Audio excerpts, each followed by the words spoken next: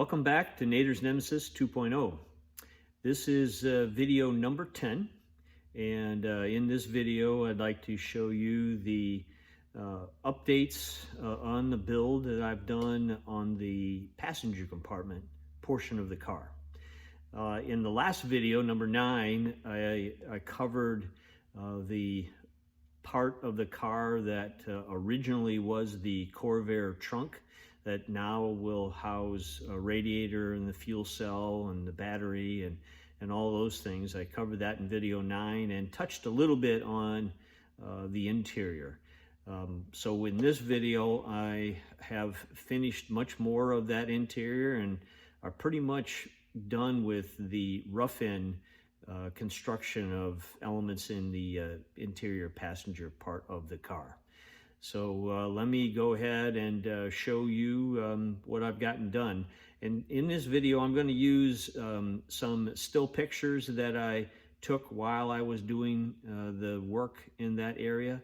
And then I'll weave in some videos of how it looks currently. So let's go ahead and get started. I anticipate there to be quite a bit of heat concentrated in the engine compartment portion of the passenger compartment. So to prepare for that, I decided to install a couple of 5-inch fans in the back panel underneath the rear window. Those fans exit through the back grille at the bottom of the rear window, and I plan to put them on a thermostat, so as the temperature hits a certain point in that engine compartment, it'll turn those fans on and take air, suck air out of that component area and blow it out the back panel. I also then connected the throttle body air intake to a filter, and that filter will be installed in that cavity, or that little tray area behind the rear window, and serve as fresh air intake for the LS7. So you can see that in the pictures that I've attached.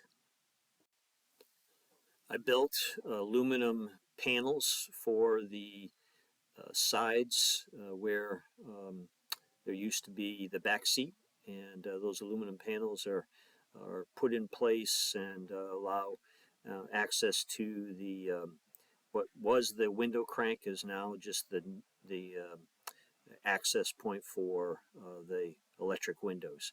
Wire comes out the side and will be wired into the light window switch panel that I'll be putting into the console. I then built a framing structure for the engine cover made out of 3/4 inch square tubing.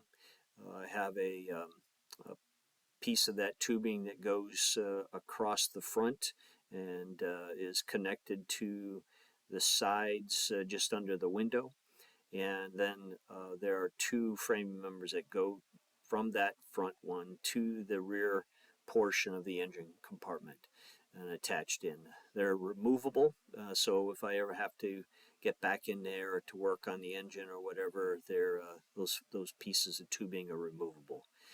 They will provide attachment points for the 1/4 turn fasteners that I plan to use for the engine cover.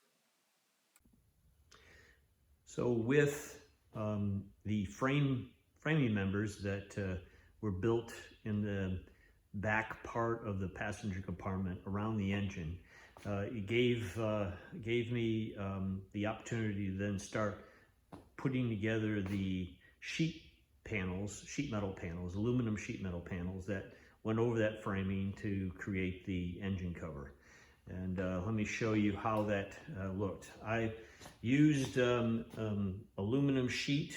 It's fairly thick. It's a little short on 8 inches, 1/8 of an inch thick, and but it provided a very sturdy and robust kind of compartment. I really didn't want to have a lot of rattling and twanging around as it was going down the road, so it may be a little bit of an overkill, but I think it will serve the purpose well. I think in video number 9, I showed some of the work I did to create a bulkhead and the boxes for speakers in the front. And those also became connecting points for the aluminum panels that are quarter turned, are removed with quarter turn fixtures. So that's straight across. I did put a slight bend in the front panel so that it moved away from the roll bar, crossbar in the roll bar assembly, and but it also gave plenty of room in the front of the engine in the engine compartment. And then I built 3 panels that covered the top, a center panel which also includes a opening for a 1/4 inch thick Lexan window in, so you can be able to see the engine, and then side panels on each side held in to be able to provide access to things like the water inlet, the radiator cap and the water inlet, and also on the other side the remote oil tank for the dry sump system. And so those are easily removed with 1/4 turn connectors and slide out. The panels, I was very careful in making sure that they were sealed to the interior side and rear of the car. So I found some nice gasketing material that clips onto this edge of the paneling, and then has a ball type seal that would seal up against the wall all the way around. And then between the panels, I've got a small or thin gasket, so as they're clamped together, no air or heat, those kinds of things will come or through the cracks or the seams inside of the system. So a lot of work to size that all out and get that built, but turned out pretty nice, and is easily taken in and out, and works itself around the roll bar struts that come up from the back. So that turned out pretty nice. The other part of the interior that I worked on and got completed is building out the console. As you can see in front, I used 3/4 inch square tubing and some material to provide some elevation to that off the floor. So the console is built and roughed in. I'll be putting some upholstery on the side and some wood treatment on the top. I got the shifter from Mendiola that we'll be using with the transaxle. It's actually a shifter out of a Volkswagen Golf, which, as you probably know, is a front-wheel drive car. So we've got the shifter turned around backwards so the cables come out the backside. I've attached a shift knob to that. I've always liked the pistol grip shifters, so that's what I've got set up for this. And yes, that is a switch on the top of that. You never can have a car without line lock, of course, even though this is a road race car, just got to have line lock.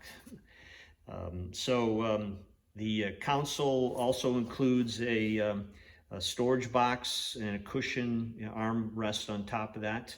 And so that's fastened on the back part of that console area, and goes up close to the back of the, or the front side of the engine cover. So plenty of room for the seats to fit in there. From an ergonomic standpoint, it feels good. So I think the lion's share of the rough end stuff is done in the interior. I think you'll remember from the last video, I did not have all the air conditioning vents put in, so now I've got the cutout for the Astro vents on the driver's side and on the passenger side, and not only into the dash structure, but also the dash panels. So that's done. So pretty much done on the inside of the car. And for my next work, I'll be starting to focus on the back side of the car, and where the engine used to be. I'll be building out the rest of the exhaust system, and then also figuring out how to construct the containment area back here to provide some trunk space for some overnight trips and things like that. I don't remember if I covered the air opening, but I've got my air fans, my forced fans that take some of the heat out of that passenger engine compartment, and then I have my air cleaner for the intake system mounted back here as well, and they'll all fit under the panel that is stock Corvair, so it won't look unusual with those things in there. So that's all of the update for video number 10. I am probably going to be about another month out for the next video and update. I think that's about how long it'll probably take me to get the exhaust and the trunk and everything done. So we're getting close, and I like how it's coming along. Still a lot of work to do on the outside of the car with body work, and that'll be some of the next steps after I get all the structural things done in the back of the car. So until next time, have a good day, and if you have any questions or comments, please leave them below, and I'd love to hear what your thoughts are. Thank you.